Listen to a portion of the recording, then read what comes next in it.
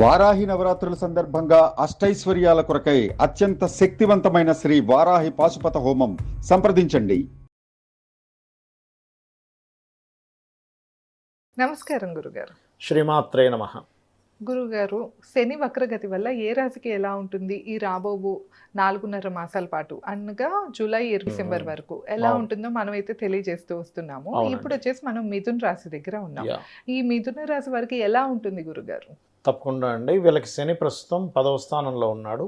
మీనరాశిలో ఉండి జూలై 27వ తేదీ నుంచి డిసెంబర్ 10వ తేదీ వరకు తన వక్రగతి ఉంటుంది.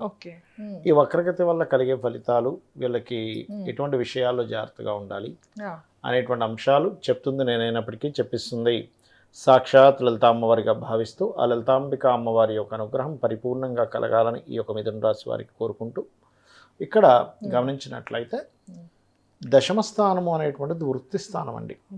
సో వృత్తి స్థానంలో ఉండే శని వక్రించినప్పుడు ఏమవుద్దంటే, కొంతమంది ఇప్పుడు ఒక ఉద్యోగం చేస్తూ సడన్గా వాళ్ళు ఏం చేస్తారు, లేదు ఇంకొంచెం ఇంకేదైనా దీన్ని కోర్స్ చేసి ఇంకా మంచి దీంట్లోకి వెళ్ళొచ్చు కదా అని చదువుతూ మళ్ళీ ఒకవైపు సడన్గా ఉన్నతమైనటువంటి విద్య వైపు వెళ్తూ ఉంటారు. కర్మ ఆ రకంగా వీళ్ళని ప్రచోదితం చేస్తూ ఉంటుంది. కాబట్టి ఆ రకంగా వీళ్ళు ఏదైనా కొత్తగా చదువుకోవాలి, లేకపోతే విదేశాల్లో ఉంటే అక్కడ ఏదైనా ప్రాపర్టీస్ సంపాదించాలి, లేదా అక్కడ ఏదైనా విద్య నేర్చుకోవాలి. కొన్ని నిగూఢమైనటువంటి విద్యలు కొన్ని ఉంటాయి, నిగూఢ విద్యలు.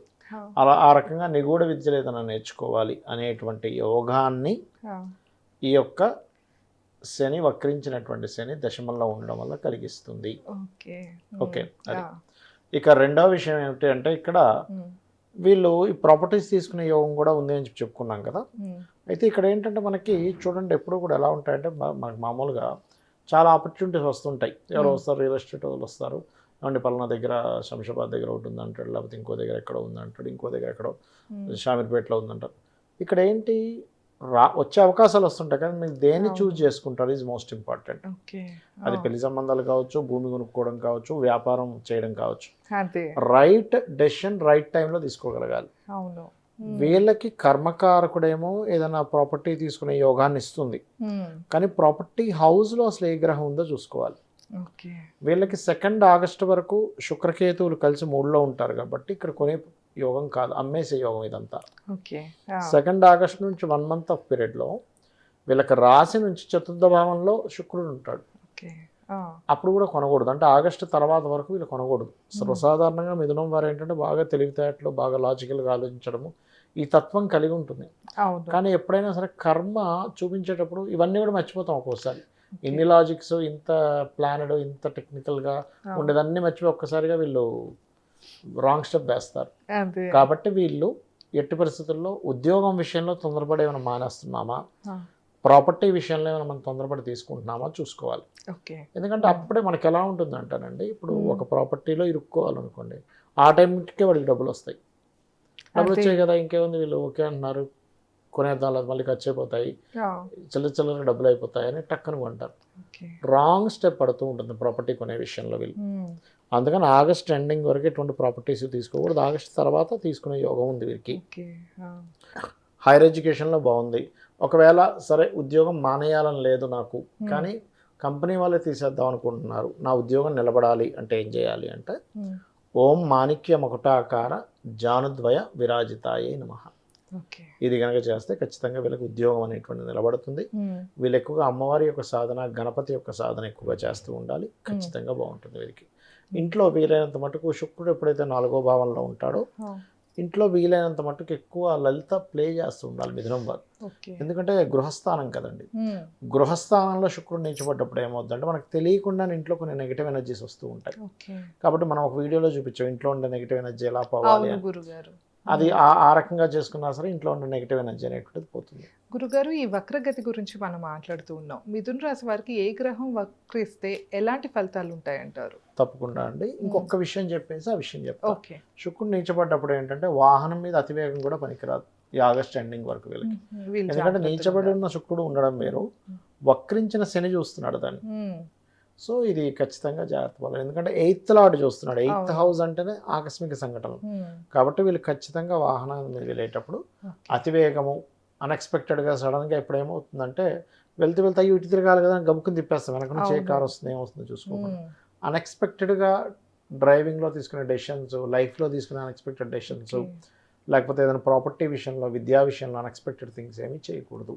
తప్పకుండా గురుగారు. అయితే వీళ్ళకి మీరు అన్నట్టుగా ఒక్కొక్క గ్రహము వక్రించింది అంటే దట్ ఇస్ బ్యాలెన్స్, అంటే పూర్వజన్మలో మనకి బ్యాలెన్స్ మిగిలిపోయింది, ఈ జన్మలో ఆ బ్యాలెన్స్ క్లియర్ చేసుకోవడానికి పుట్టాడు అని అర్థం. ఓకే, కాబట్టి ఏంటంటే ఇప్పుడు వన్ బై వన్ వద్దాం. గురువే వక్రించాడు అనుకోండి, వీళ్ళకి 7th and 10th lord. 7th and 10th lord అంటే జీవిత భాగస్వామి అండ్ వృత్తికి కారకుడు, సహజంగా కెరీర్ కారకుడు. వీళ్ళు ఈ వక్రించిన గ్రహం యొక్క కండిషన్ తెలుసుకొని వక్రించినప్పుడు పక్క రాశుల్లో బాగుంటే గనక వీళ్ళు ఉన్న ప్రదేశం కంటే కూడా జీవుడు ప్రయత్నపూర్వకంగా వేరే దగ్గరికి మారడం వల్ల బాగుంటుంది. అప్పుడు మారిన తర్వాత నుంచే వీళ్ళకి ఉద్యోగం దొరకడం కానీ వివాహం సెట్ అవడం కూడా అవుతూ ఉంటుంది. అంటే ప్లేస్ చేంజ్ బాగుంటుంది.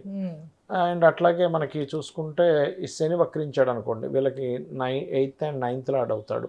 8th and 9th లార్డ్ అయినందుకు ఏంటంటే వీళ్ళు పర్టికులర్గా తాతగారు ఆస్తి కానీ తండ్రి గారి ఆస్తి విషయంలో కానీ వీళ్ళు ఎట్టి పరిస్థితుల్లో యాజ్ ఇట్ ఈస్గా తీసుకోకుండా, అంటే ముఖ్యంగా అక్కడ 8th lord and 12th lord కనుక పాడైతే అమ్మేసి ఇంకోటి కొనుక్కోవాలని చెప్తారు శాస్త్రంలో. సో జనరల్గా శని కనుక వక్రిస్తే ఏంటంటే ప్రదేశం మారడం వల్ల, అయితే ఇక్కడ ఏంటి ఒక కండిషన్ ఏంటంటే ఆ శని యొక్క కండిషన్ చూసుకొని మారాలి. ఇప్పుడు దాని మీదకి ఏదో కేతు వచ్చినప్పుడు మారడం, ట్రాన్సిట్లో ఇలాంటివి తప్పిదాలు చేయకూడదు. అది ఇక మిగిలిన గ్రహాలు 3 గ్రహాలు, శుక్రుడు, బుధుడు అండ్ కుజుడు. శుక్రుడు వీళ్ళకి పంచమ వ్యయాధిపతి కాబట్టి వీళ్ళు ఇన్వెస్ట్మెంట్స్ చేసేటప్పుడు చూసుకొని చేయాలి వక్రించినప్పుడు. అలాగే సంతానం దూరంగా వీళ్ళు నివసిస్తే వాళ్ళ లైఫ్ బాగుంటుంది శుక్రుడు వక్రించినప్పుడు, బికాజ్ ఆఫ్ 5th లార్డ్ అవడం వల్ల. బుధుడు 4th లార్డ్ అయినందుకు బుధుడు కనుక ఎవరికైనా వక్రించాలంటే వీళ్ళకి ఎడ్యుకేషన్లో బ్రేక్స్ వస్తూ ఉంటాయి. ఈ పంటలు పొలాలు పండించేటువంటి వారు, వ్యవసాయంలో రంగాల్లో ఉండేటువంటి వారు, రియల్ ఎస్టేట్ రంగాల్లో ఉండేటువంటి వారికి కొంత, అంటే రియల్ ఎస్టేట్ వాళ్ళకి కొంత పర్లేదు కానీ వ్యవసాయ రంగాల్లో ఉండేటువంటి వారికి మాత్రం బుధుడు వక్రిస్తే మిథునం వారికి అంత మంచిది కాదు. కాకపోతే దానికి వక్రించినందుకు నాలెడ్జ్ షేర్ చేస్తూ ఉంటే మళ్ళీ ఆ దోషం పోతుంది. ఇక్కడ ఎప్పుడూ కూడా మనము ఒక గ్రహం వక్రించినందుకు మనకి ఏం బ్యాలెన్స్ ఉంది, ఏం చేయాలని తెలుసుకోగలగాలి. అండ్ కుజుడు వక్రించాడు, వీళ్ళకి మిథునం వారికి కంప్లీట్ పూర్వజన్మ కర్మకారక ప్లానెట్ ఈజ్ కుజుడు. అందుకే నేను ఎప్పుడు ఏం చెప్తానంటే బుధుడు అంటే మిథున లగ్నంలో పుడితే ఇది బుద్ధికి సంబంధించిన లగ్నం. సో ఈ బుద్ధికి సంబంధించిన లగ్నం ఇది తెలివితేటలు లాజిక్గా జాగ్రత్తగా ఉంటేనే కానీ ఫైట్ చేస్తే కరెక్ట్ కాదు. ఇక్కడ అంటే నువ్వు గొడవ పెట్టుకున్నావు అంటే పూర్వజన్మ కర్మ నీకు కనెక్ట్ అవుతుంది అనమాట. సో అంటే మిథున లగ్నం లేక మిథున రాశి ఎవరైనా కూడా ఈ విషయంలో జాగ్రత్త, గొడవ జోలికి వెళ్ళకూడదు. వీళ్ళు ఎంత జాగ్రత్తగా ప్లానెడ్గా ఉంటే వీళ్ళ లైఫ్ అంత అద్భుతంగా ఉంటుంది. వీళ్ళు ఏమాత్రం అగ్రెసివ్ అయ్యి గొడవ పెట్టుకొని ఫోర్స్గా వెళ్ళారు అంటే అది దెబ్బకొట్టేస్తుంది వీళ్ళకి లైఫ్లో. అంటే వీళ్ళు ఇన్ని రోజులు చేసినటువంటి మంచి పనులు కూడా ఒక్క గొడవతో అన్నీ నేలమట్టం అయిపోతూ ఉంటాయి. అందుకని వీళ్ళు చాలా జాగ్రత్త తీసుకోవాల్సింది ఏంటంటే గొడవల జోలికి వెళ్ళకూడదు. ఎంత కోపం వచ్చినా జాగ్రత్తగా, ఎందుకంటే మిథున లగ్నం యొక్క లక్షణం అది. మళ్ళీ వృశ్చికానికి మేషానికి వేరు, లగ్నాధిపతి కుజుడు అక్కడ వాళ్ళు ఫైట్ చేయడం వల్ల వాళ్ళకి ఏదైనా ఒక అంటే అడగడం వల్ల వాటి వల్ల కొంత లాభం వస్తుంది. కానీ ఇక్కడ అలా కాదు, మిథునము కన్యా విషయం వేరు. కూల్గా కామ్గా మాట్లాడుకుంటేనే అది సెట్ అవుతుంది వాళ్ళ లైఫ్ అనేటువంటిది. అధిపతి మటుకు ఒకళ్ళే, అధిపతి అంటే ఇక్కడ బుధుడే, కన్యకి మిథునానికి ఒక్కడే బుధుడే, కానీ వృశ్చికానికి మేషానికి కుజుడు కదా. అంటే నేను అనేది ఏంటంటే ఇక్కడ